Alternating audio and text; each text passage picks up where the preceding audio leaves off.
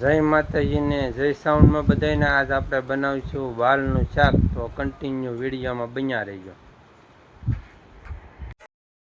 હવે આપણે વાલ બાફવા માટે પાણી મૂકી દીધું છે કુકરમાં. હવે આપણે પાણી ગરમ થાય પછી આપણે વાલ એમાં નાખશું.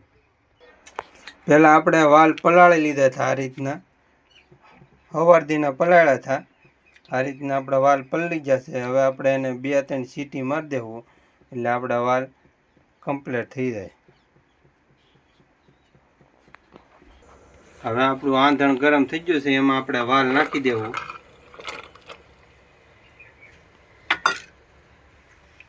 આપણે આ વાલ નાખી દીધા છે. એમાં હવે આપણે મીઠું નાખી દેવું બાફવામાં.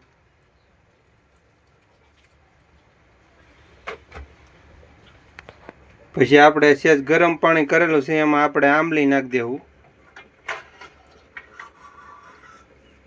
પલળવા માટે. હવે આપણે એક ટમેટું લઈ લીધું છે, એને ખમણી નાખીએ આ રીતનું.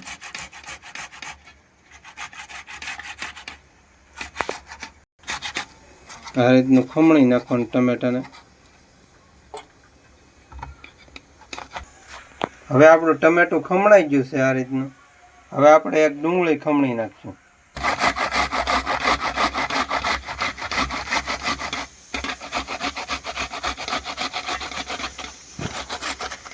હવે આપણા વાલ બફાઈ ગયા છે આ રીતના. હવે આપણે શાકની તૈયારી કરી નાખી. હવે આપણે તેલ મૂકી દીધું છે. હવે આપણું તેલ ગરમ થાય ત્યાં લગી આપણે રાહ જોઈ. હવે આપણું તેલ ગરમ થઈ ગયું છે, એમાં રાઈ જીરું નાખી દેવાનું.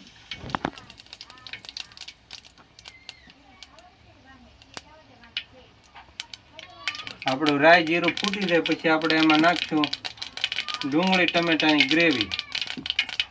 પહેલાં રાઈ જીરું ફૂટી જવાનું છે. હવે આપણે નાખશું ગ્રેવી.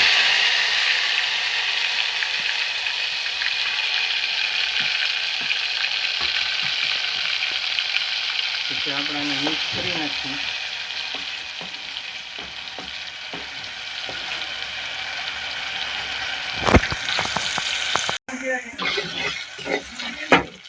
હવે આપણે ગ્રેવી પાકી ગઈ છે. હવે એમાં આપણે મસાલા નાખી દેવું. પહેલા આપણે નાખી દેવું હળદર, પછી નાખી દેવું ધાણા જીરું, પછી નાખી દેવું થોડીક હિંગ, પછી આપણે નાખી દેવું મરચું,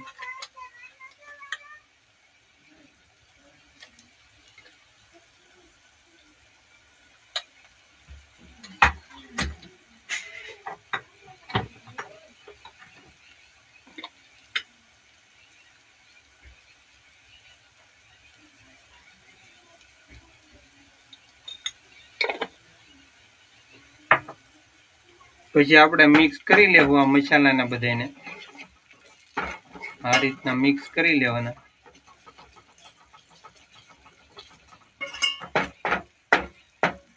અને ઘડીક આપણે પાકવા દેવું મસાલાને.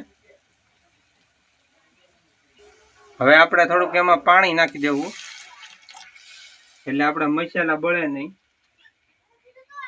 પછી આને મિક્સ કરી લેવું.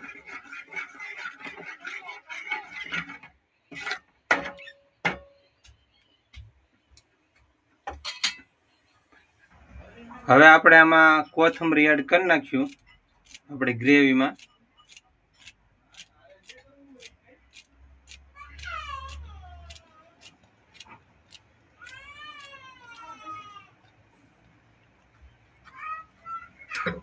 પછી આપણે એમાં થોડુંક આંબલીનું પાણી એડ કરી નાખજો. આપણે આંબલી પલાળી એનું, કારણ કે વાલનું શાક ખાટું મીઠું હોય તો જ મજા આવે. આ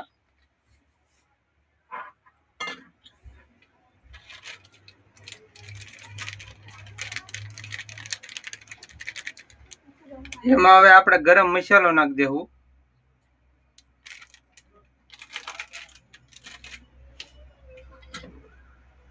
અને હવે આપણે મીઠું નાખી દેવું.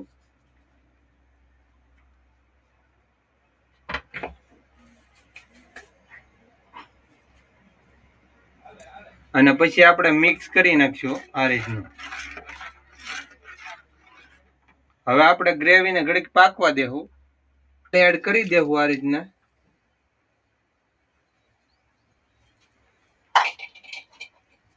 અને પછી આપણે મિક્સ કરી લઈશું. આપણે ગ્રેવી વાળા વાલ બનાવવાના છે.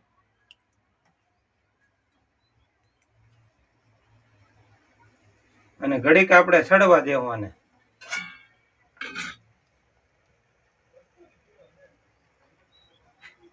આપણું શાક સડી ગયું છે, તો હવે આપણે ગેસને બંધ કરી દઈએ.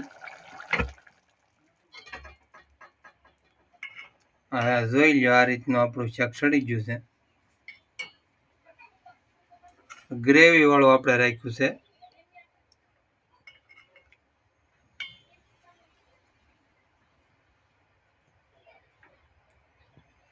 ગ્રેવી વાળું વાલનું શાક રાખ્યું છે આપણે.